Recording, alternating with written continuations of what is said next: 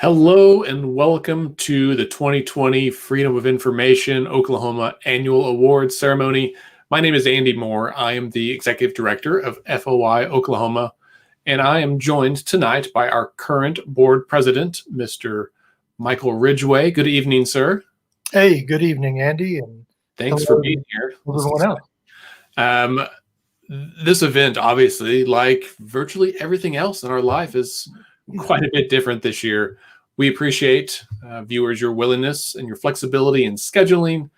Not only did a historic pandemic force us into doing this event virtually, a historic ice storm also forced us to reschedule it by about a month, which I guess means, Michael, we could claim that this awards ceremony and the people who will be honored tonight are historic as well. Honorees, if you're watching, please consider this our official blessing to grab a Sharpie or a chisel and write the word historic right on your award. You have definitely earned it. That's for sure. Before we begin tonight's program, I'd like to take a moment to thank our sponsors. Our presenting sponsor is the Inasmuch Foundation, which was established in 1982 by Edith Kinney Gaylord. They champion journalism, education, human services, and community to improve the quality of life for Oklahomans. Our freedom sponsor is The Oklahoman, which was founded in 1889 and is the largest daily newspaper in Oklahoma. It's also the only regional daily that covers the greater Oklahoma City metro area. So we're going to begin our program tonight by going straight to our keynote speaker, Bob Nealon.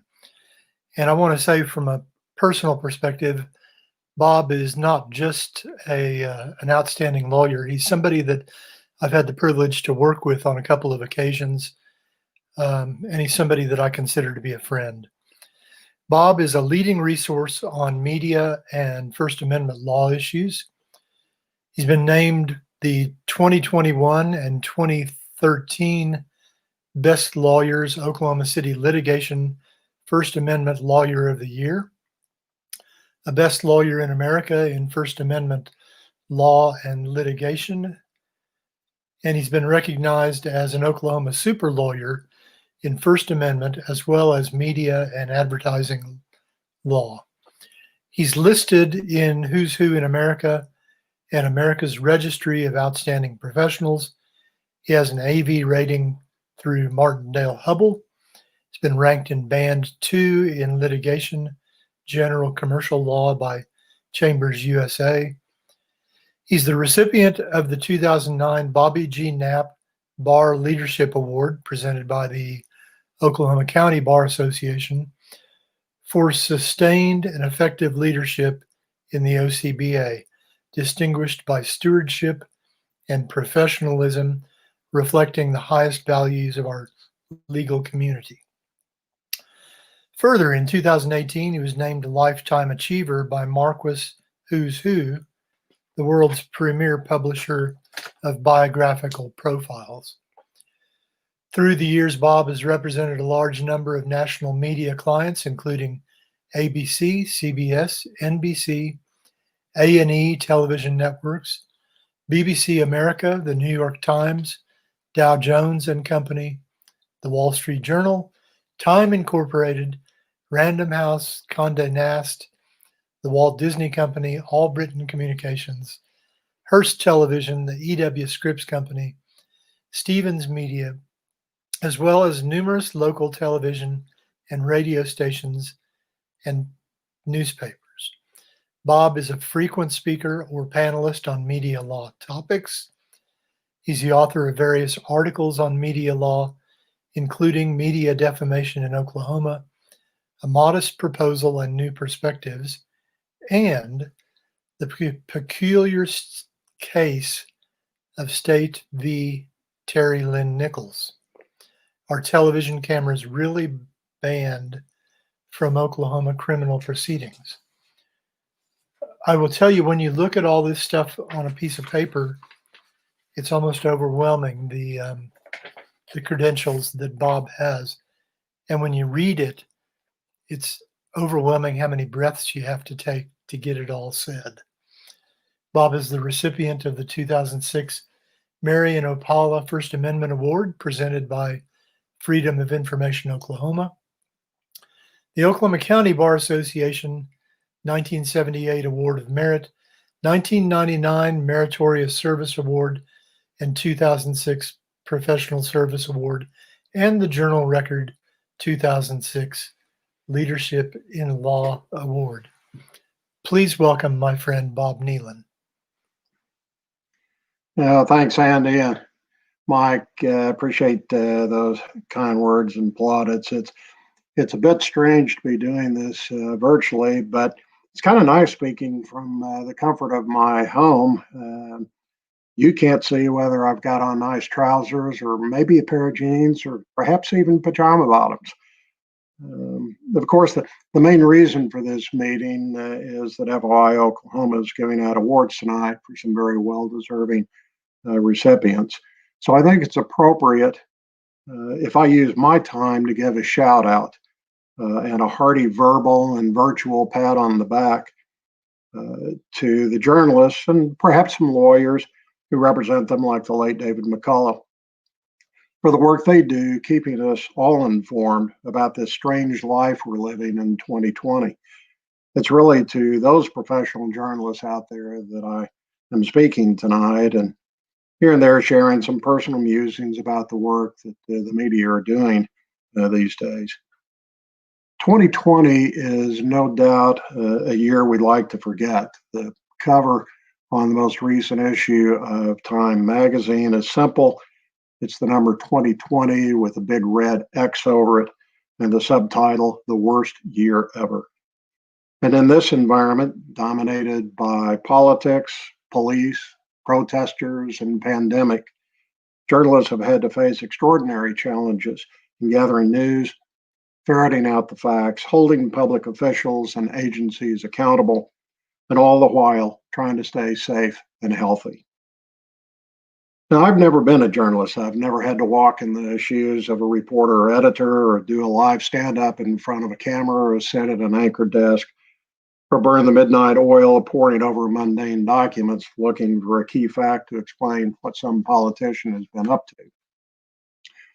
Nevertheless, I have a sense that even in the best of times, being a professional journalist isn't easy, putting aside the issue of pay. And in times like the year 2020, the challenges are enormous. Now, politicians have always been suspicious of journalists. They're always snooping around, looking for dirt, wanting to expose wrongdoing, and in the politicians' eyes, jumping to unfounded conclusions and thinking that every politician must be up to something nefarious. Even among the general public, which has little understanding of the role of the journalist or the professional standards to which most journalists adhere, people tend to be a little distrusting of the job you're doing. But in 2020, perhaps built on a foundation laid in 2016, the challenges have been unprecedented. You're called the enemy of the people and accused of publishing and broadcasting fake news. The deep political, social, racial, religious, and class division in the country have never been more stark. And they enhance the difficulties journalists face in presenting an accurate picture of what is happening in the world. If you're not in the same echo chamber as the reader or listener, it doesn't matter what you say or how well sourced it is or how truthful your reporting might be, you're not believed. And the reporting you've done as a result of a lot of hard work is ignored, or even worse, castigated on social media or made the subject of litigation. Yet the journalists I know and read and watch and admire continue to do that hard work despite the obstacles. Some of those obstacles can be downright scary, even life-threatening. Let me give you some examples that you're all familiar with. After the deaths of Breonna Taylor and George Floyd at the hands of police, protesters took to the streets in large numbers all over the country, including here in Oklahoma City. Protests, mostly peaceful ones, went on day after day, week after week. Police responded, sometimes calmly and patiently, protecting, or at least not interfering, with the rights of protesters to give voice to their concerns. Sometimes, however, the response was with shields and rubber bullets and tear gas. Reporters, even those wearing clear identification as members of the media, were pushed back from public places where they had a right to be. They were tear gassed or struck with pellets or rubber bullets, and in some instances, arrested unlawfully despite showing their credentials. In some cities, armed militants roamed the streets, and no media credentials would be enough to protect a journalist if someone chose to fire a weapon. The response of governors, mayors, and other public officials, as well as the police, to the protests did not always give due respect to the First Amendment or recognize the importance of the journalist's obligations to report accurately what was happening. A lot of cities, including Oklahoma City, imposed curfews and created safe zones, oftentimes around public buildings to which protesters were not permitted to go. At first, some of the emergency orders directed at protesters didn't give adequate deference to the role of journalists. They were not treated as an essential service, exempt from the restrictions. But in most instances, usually as a result of the work of First Amendment lawyers together with the journalists, if journalists were omitted from the definition of essential service to begin with, the definition was changed to include them so they could be free to report what was happening in the streets. That's what happened here in Oklahoma City when Mayor Holt initially imposed a curfew and restricted access to municipal buildings. Journalists were not exempted from the restrictions. A few phone calls from the media and council, and that changed. And the emergency order was rescinded within a day or two. Anyway, so the matter became moot here. My understanding is that curfew restrictions were much more rigid in other cities. But generally, with the aid of organizations like the Reporters Committee for Freedom of the Press, the restrictions were challenged and lifted for journalists. Yet, for a day here, a couple of days there, journalists' First Amendment rights were violated and they were prohibited from effectively doing their job. In any event, emergency orders or no, journalists were on the streets, sometimes at risk of their personal safety, reporting about the protests and the response of law enforcement, or the reaction of citizens who were opposed to the protesters, or about vandals who were breaking windows and looting stores while law enforcement was distracted by the protests. I think overall the reporting was pretty incredible. I think we got a pretty accurate picture of what was behind the protests, the moral energy that invigorated the protesters, and the political fallout the protests created. The politics of 2020 created enormous obstacles for journalists in many different ways, and those were exponentially complicated because it was a presidential election year. In a larger sense, reporting accurately was especially complex this year because it was not always easy to decipher what is the fact or what is the truth. And when you have politicians from the president on down who sometimes have difficulty distinguishing fact from fiction, how do you report what they say and do? If President Trump, for example, says something in a tweet or in a press conference that is totally absurd or something known to be totally false, like Trump's claim that he won the 2020 election, how do you report that? Is it newsworthy simply because he said it? And you should report the fact that he said it, regardless of its absurdity? Or do you ignore it and let Fox News and OAN report it? Or what if the president or a doctor put out there by the president as a medical expert recommend using hydroxychloroquine to treat COVID-19? How do you report that?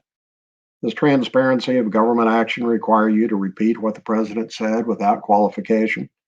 Or do you report what he said and also report conflicting medical viewpoints, leaving the reader or viewer to sort out the truth for themselves? Or do you make an affirmative statement about what the majority of medical experts believe is the truth, despite the president's proclamation? As a First Amendment lawyer, I can find a defense for whatever approach you take in reporting public statements of questionable accuracy, but I don't envy your having to make the editorial choice. Since the election last month, the media have been faced with the dilemma of accurately reporting the outcome. Now, it's easy to recite the vote count as reported by local election officials. On election night and for days after, you could readily depend on Steve Kornacki and his big board on MSNBC to give you the latest numbers and a detailed analysis. And current vote totals were easily found on hundreds of websites and social media platforms. But what do you make of the claims of the president and his allies that the election was rigged or that there was massive voter fraud? How much of those claims do you report, and how do you put the facts in context? The reporting task has become a little easier, perhaps, as secretaries of state and other state and local election officials, many of them Republicans, as well as the FBI and cybersecurity officials in the Trump administration, have said that the election involved no discernible fraud or outside interference that affected the outcome. I've personally been pleased to see media accounts of Trump's election fraud claims preface virtually any reference to such claims with words like false or baseless. Yet we know from those same media accounts or any casual review of social media that there are thousands of people who believe that Biden won because of voter fraud. How do you cover this election dispute and accurately report the facts? I think this is more a journalism ethics issue than any legal one, but it's a troubling challenge to reporters and their editors and producers. And how do you report that there are some believers in voter fraud and rigged elections who've taken to social media or even to the streets to threaten and harass election officials or those who counted votes or certify the results? Do you report the threats and repeat the threatening words because you can actually do so as a fact? Or does the reporting in some way encourage other believers to continue the threats and harassment? How does a journalist respond to hateful comments on Facebook or Twitter directed at them, often reciting falsehoods as if they were facts, attacking the reporter for telling it like it is? Now, overlaying all these normal news gathering and reporting challenges faced by journalists today is the impact of the COVID-19 pandemic. In the grand scheme of things, COVID has dominated the news all year long. It is, of course, the single largest news event, aside from the election, that has commanded the attention of the media all year. Not surprisingly, COVID and the election reporting have displaced much of what would normally be on the front page of the newspaper or take up the first few minutes of a television news program. Such things as international politics. When was the last time something about North Korea was the lead story? Or on a national level, the border wall, separation of immigrant families seeking asylum in DACA, or natural disasters such as wildfires or an extraordinary hurricane season. They've all taken a backseat to COVID and the election. Even locally, other than the regular breaking news reporting of crimes and accidents, much of the reporting is COVID related. The number of people infected or hospitalized or dead is on the front page of the paper every day or in the first block of every TV news show. Not a lot of space or time is allocated to state budget issues, pending or anticipated legislation, education funding problems, other than reporting about Epic Charter Schools, the well-deserved recipient of the Black Hole Award. Most reporting about education has to do with COVID-driven hard choices of school administrators between virtual and in-person learning. Local political reporting tends to deal with decisions by public officials at the state and local level about whether to mandate the use of masks or to impose curfews on certain kinds of businesses, and the impact those decisions have on citizens, business owners, and local revenues. Now, perhaps the ebb and flow of what is news in 2020 is not so unusual. What commands the attention of the media and readers and viewers is simply a function of what commands the attention of the media and readers and viewers at any particular moment in time. But there can be no doubt that COVID-19 has severely impacted the ability of journalists to gather the news that they feel they should report. As members of FOI Oklahoma know well, public officials and agencies have, in what you might call ordinary times, been resistant to providing information and being accessible to journalists despite open meetings and open records laws. COVID has certainly aided or exacerbated that resistance. When the pandemic first arrived, one of the first reactions of public officials was to impose shelter-in-place orders. Although journalists were generally exempt from those orders, their work was considered necessary or essential, and they could try to gather the news and report what was happening in the community. The sources of information became more difficult to find. Courthouses and public agencies closed their doors. Government activities and proceedings were postponed. Government officials and employees weren't to be found in their offices. No one was around to provide a public record unless it was available electronically. Eventually, government agencies found ways to conduct business virtually, and generally speaking, I think the media have been able to cover public meetings online, but it's required an adjustment on everyone's part to do so. I do think conducting government meetings virtually has reduced the personal element of reporting, the ability of a journalist to get a full sense of the feel of a meeting, or to be able to pull an official aside afterwards for a comment. My sense is that COVID's greatest impact, at least from the logistical standpoint, has been on getting access to documents. If records are maintained only on hard copies and aren't scanned promptly and stored digitally, you have to find a person who will find and copy the record for you. And if the government office is closed or minimally staffed, the response time to an open records request becomes even greater than normal. I suspect records access in metropolitan counties is still relatively prompt, despite COVID, but I wonder what it's like getting public records in rural Oklahoma. I haven't had any need to make an open records request outside of Oklahoma County this year, and my media clients haven't come to me with any unusual problems in rural Oklahoma. So I really don't know what logistical obstacles are thrown in the way of getting access to documents outside the metro. COVID has not only created logistical problems in getting access to public records, it has become an excuse for some officials and agencies to try to limit or deny access. My recollection is that in the early days of the pandemic, the state health department was terribly inept at providing reliable numbers of infections, hospitalizations, and COVID-related deaths. I think that after a time, the health department may have gotten its act together a little and made those numbers more reliable and more available. But early on, there was still resistance to providing COVID-related information. The Health Insurance Portability and Accountability Act, HIPAA, was cited improperly as a ground not to provide COVID numbers. If you recall, in June, the state health department took down the data dashboard it created in April. It gave fairly detailed local information about the spread of the virus. It cited state and federal privacy laws as prohibiting the disclosure of the information in the absence of a health emergency declaration from the governor. Fortunately, a couple of days later, the AG ruled that personal information could be released. But the fact that HIPAA and other privacy laws were cited as an excuse not to provide public data is troubling. And even when COVID numbers are released by the state health department, questions remain about reliability.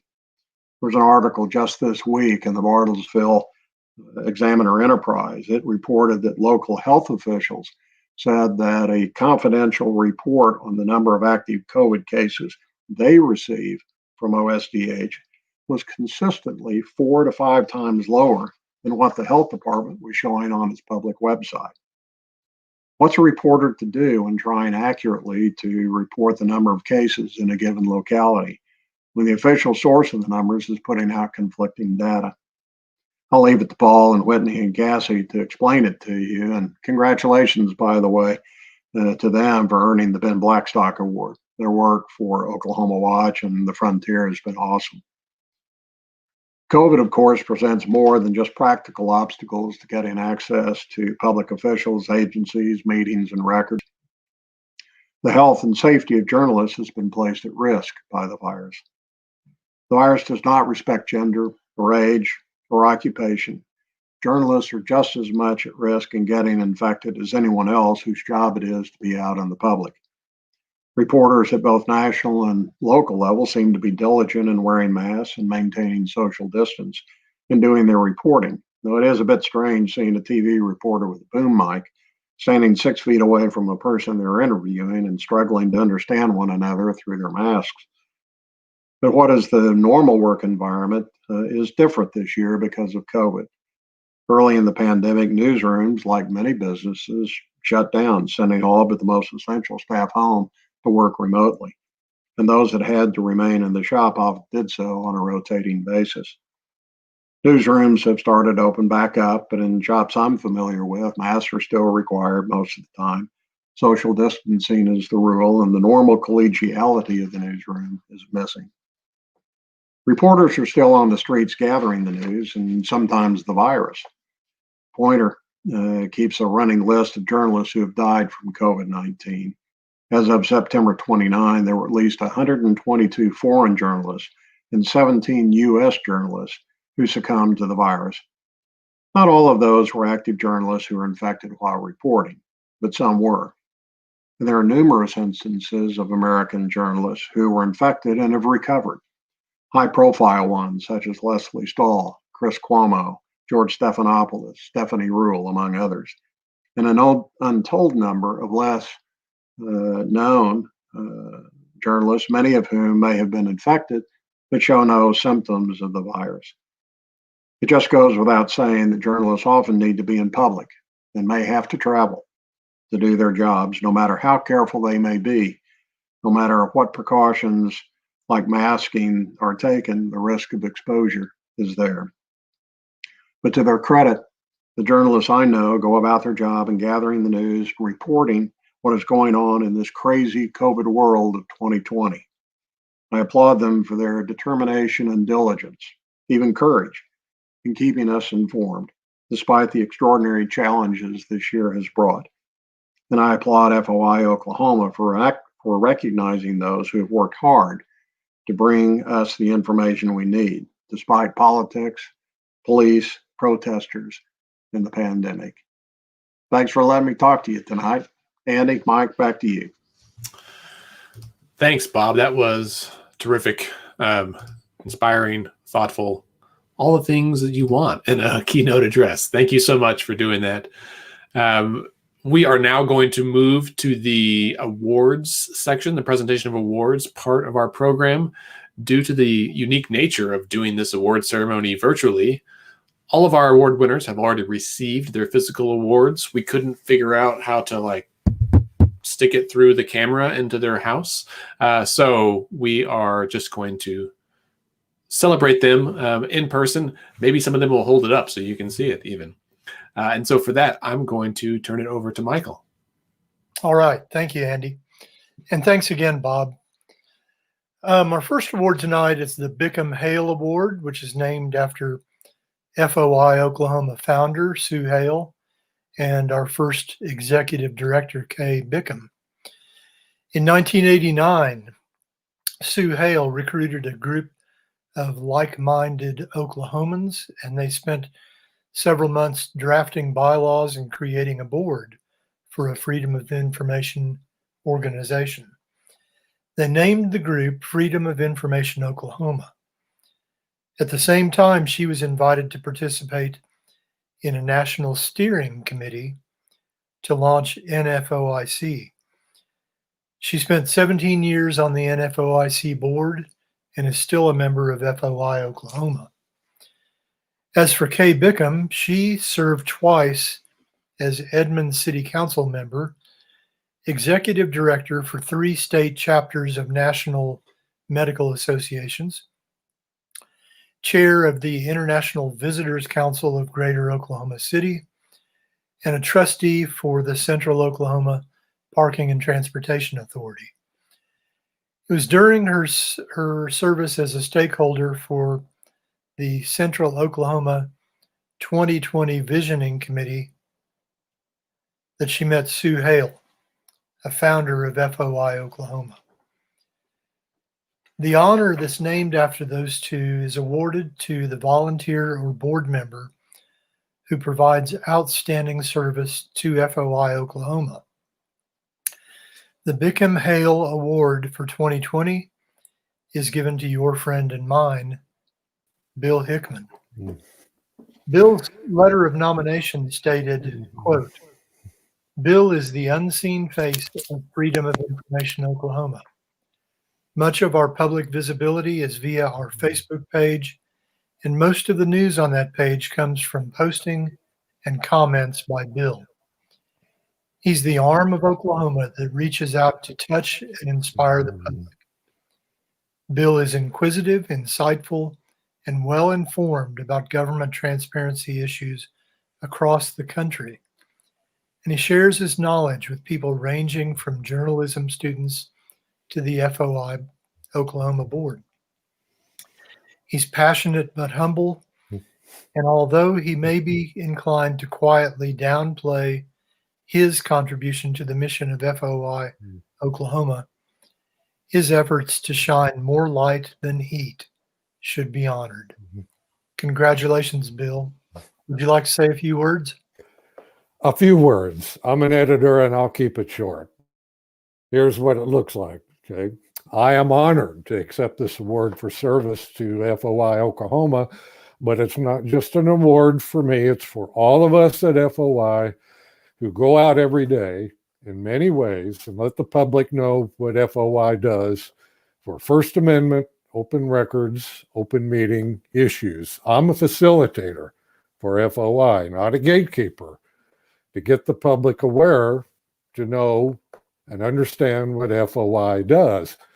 Transparency issues in 2021 are going to be varied with COVID, and many cases there are issues we do not know about right now.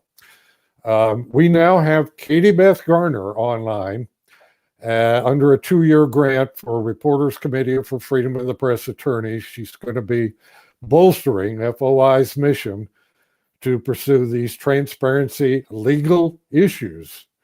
You're going to hear more about this in 2021.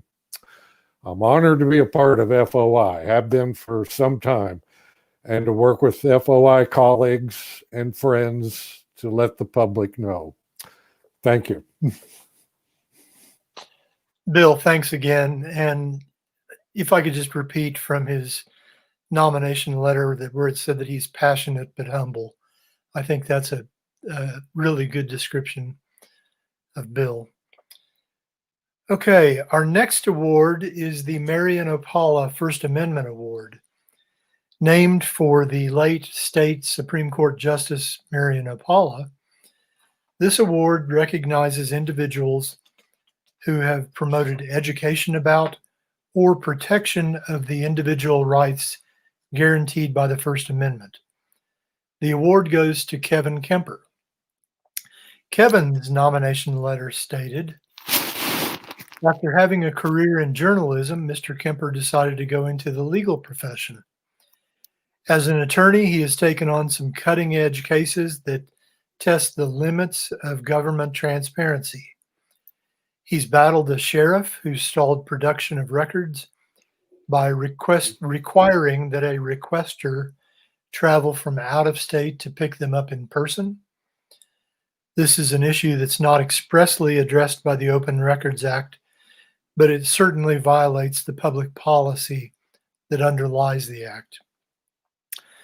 Mr. Kemper recently settled a case against the city of Norman and one of its city council members regarding whether the council member was acting as a public official by serving as an administrator of a ward Facebook page and deleting comments that were unflattering to him. After filing the City of Norman lawsuit, the U.S. Supreme Court came out with its decision in Packingham versus North Carolina, in which it held that, quote, foreclosing access to social media altogether thus prevents users from engaging in the legitimate exercise of First Amendment rights, close quote. Mr. Kemper has certainly shown a commitment to educating public officials wherever possible and a willingness to litigate when necessary. Congratulations, Kevin. Would you like to say a few words? Lito, can everybody hear me? I'm here in Guthrie, Oklahoma. Here's the award. Thank you very much. Very grateful for that. I want to very quickly say first, I'm an amazing company. The other awardees tonight are most deserving, but also this particular award it was given to Justice Opala, and now it's named for him. And also Bob Nealon, who gave such a wonderful and insightful speech earlier, and the late David McCullough, who we lost last year. I also want to very quickly mention some people who've influenced me. I started when I was 15 years old, almost 40 years ago, as a newspaper reporter while in high school. Larry Giddings, who was my editor at Duncan Banner, and then later he passed away while being an editor at the Weatherford Daily News, really influenced me, as well as my co-chairs for I have a PhD in journalism from the Missouri School of Journalism, as well as a law degree, Sandra Davidson and Charles Davis. But I want to shift gears just for a minute, because there are a couple of very quick points I'd like to make for those of you who are listening. I very much respect people like Bob Nealon, David McCullough, who represent and have represented many of major media here in Oklahoma and beyond. But most of my clients are individuals. Most of my clients are people who want records, and they talk about issues on social media. They get censored by the government. They get jammed up with getting records that they request. Sometimes they're even some of my criminal defendant clients and other clients who express their feelings online, and then their attempts to censor them. And a lot of my work is in Indian country here in Oklahoma and beyond, licensed in several tribal jurisdictions. There are 39 at least sovereign nations here in Oklahoma. And all of those nations have their own sets of laws and customs and expectations. Just yesterday, I was at a protest outside a tribal hospital where a client of mine was standing up for his free speech, religion, petition, and assembly. Here's what happened. He got in trouble for praying and burning smudge outside the window of his father, who was dying of COVID-19. And he's given me permission to talk about this in public. Here's what I want to say very quickly. Like a lot of others who are part of this organization, I'm allergic to government corruption, regardless of party.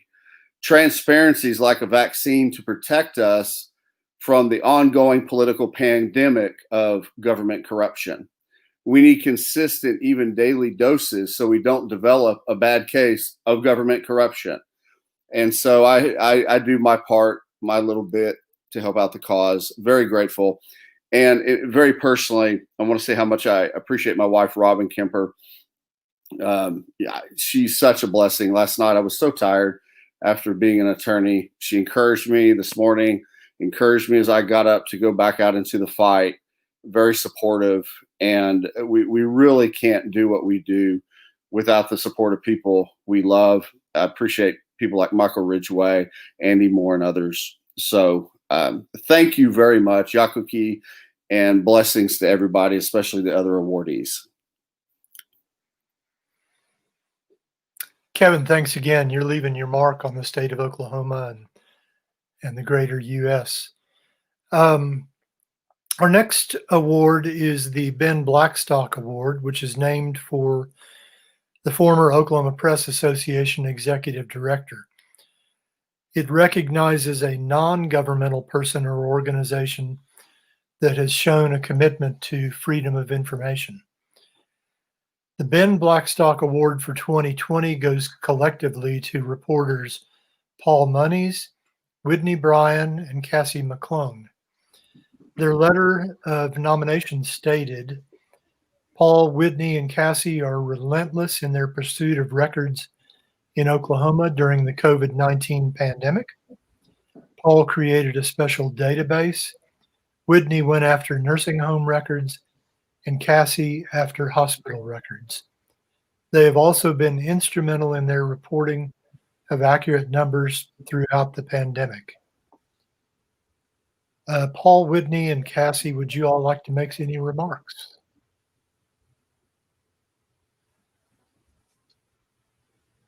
I'll let Whitney go first if she wants. Passing it off, huh? Well, I'll just say thank you so much. I have my award here that was dropped off the other day. So thank you so much for this honor.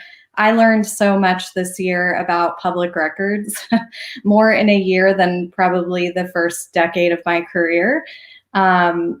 and in a lot of ways, it's really, I think, made me such a much better journalist. And I've learned a lot from people like Paul and Cassie, from my editors who were very patiently allowing me to chase down information and giving me the time I needed to keep pushing for that really important information, and to so many sources who really were the inspiration for those fights.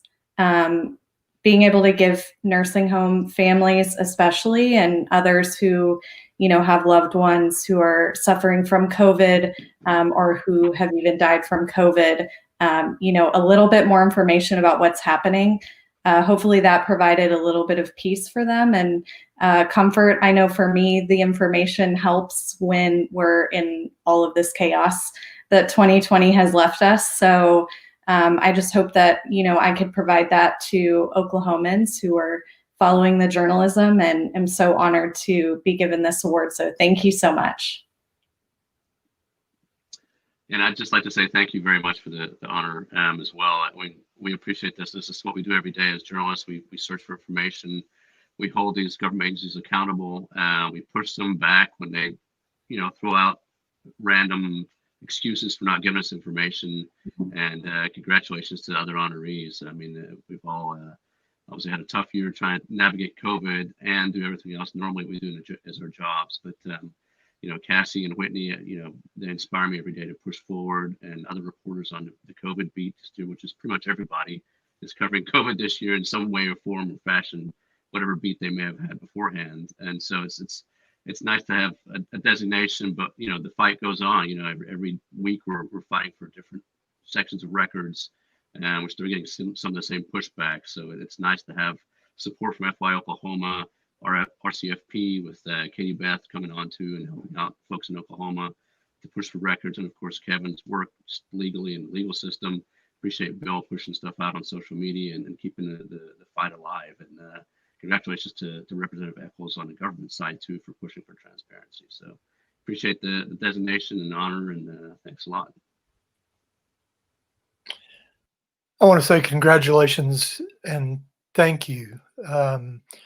My first year in law school, I remember we studied the case Shepard versus Maxwell. And I remember there was a phrase in that case that said that the press is the handmaiden of effective judicial administration. And I sometimes will paraphrase that as the press is the handmaiden of freedom. So I think that the work that you do is incredibly important. Thanks again. The FOI Sunshine Award recognizes a public official or government body that has shown a commitment to freedom of information, and this year's award goes to Representative John Echols. His nomination letter stated, Majority Leader John Echols is not only a leader in the Oklahoma House of Representatives, but is an advocate for transparency in government. He's willing and able to work with all sides of an issue to craft laws that live up to the spirit of the Open Meeting and Open Records Act. He's respected by the Capitol Press Corps as a person who is accessible and gives honest answers to difficult questions. Sometimes his willingness to engage in frank discussion of both sides of FOI-related issues is misinterpreted. But John Echols is a believer that all sides of an issue should be discussed and considered if we are going to enact the best public policy. Majority Leader Echols has certainly shown a commitment to freedom of information and is a deserving recipient of the Sunshine Award. Congratulations, Representative Echols. Would you like to say a few words? Well, thank you so much. That is so honoring to hear those things. And I've said before, I want to say it to this group, since I became majority leader, I've been majority leader for 5 years now. I found out my jokes were funnier, I was better looking, and I had more friends, and none of those things were true. What means so much to me about this award is I've received other awards as majority leader, but this is from a group that I respect so much. And this is from a group that, pardon my phrase, but frankly, being in leadership could easily hurt me, not help me for this. To get something that I feel like the group that I respect, the group that I feel like goes out and defends this great state, defends our great republic, that does their very best to go report the news, report accurately what we're doing. It is such an honor. And that's really what I want today to be about.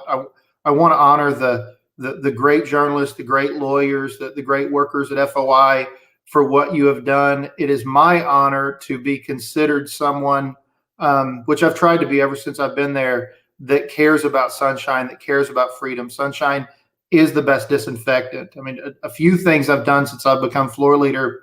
When I got to be floor leader, is the journalists that have been around that building longer than me, I never knew as before I was floor leader when bills were going to come up. There were several hundred bills that were available. As a member, I didn't know what was coming. That was part of the power of the floor leader.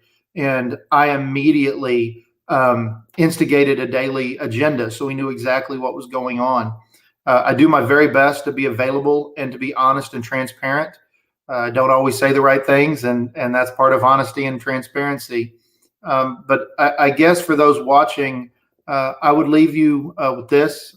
I do believe it's never been harder to be in the journalism business in this country. I believe it is difficult what you do. I believe that trying, and I see you day in, day out, as one of those politicians, as somebody that believes transparency is important, that believes reporting is important, that believes I have real friendships and real relationships in the media.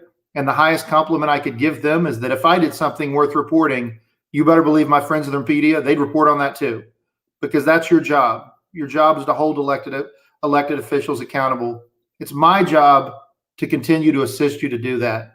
And I'm going to do everything in my power next session and beyond to create an environment and create a legislative framework that holds up to the ideals of what Freedom of Oklahoma stands for. And I just can't stress enough, this is the greatest award I've received, the greatest honor I feel like I've received as a legislator, and it means so much to me. And from the bottom of my heart, thank you.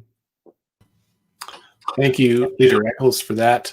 And I will say, tonight was one of the redistricting, the first House redistricting town hall, and Leader Eccles and I were conversing about that. This is his first time to go through redistricting, and to his credit, he was like, "This is a fascinating process," and very interested in all the pieces of it and their efforts that the House are doing to make that process public. So thank you for that. And last but not least, it is our custom to also recognize the individual agency or organization that has most thwarted the free flow of information during the past year. This year, FOI Oklahoma would like to recognize Epic Charter Schools as the recipient of our annual Black Hole Award.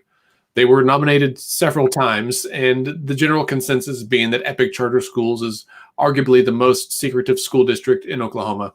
Its leaders have used many tactics to avoid public scrutiny, including blocking, delaying, or charging outrageous fees for records requests, demanding a reporter's sources, lawsuits, threats of lawsuits to silence critics, and intentionally creating a system that obscures public spending.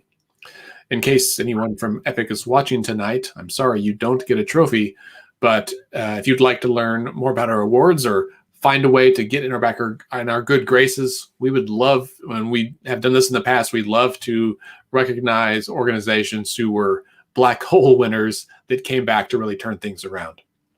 For anyone else who's watching, if you'd like to read more about these awards or see the list of previous award winners, and just, generally brush up on your freedom of information knowledge, please go to our website, foioklahoma.org.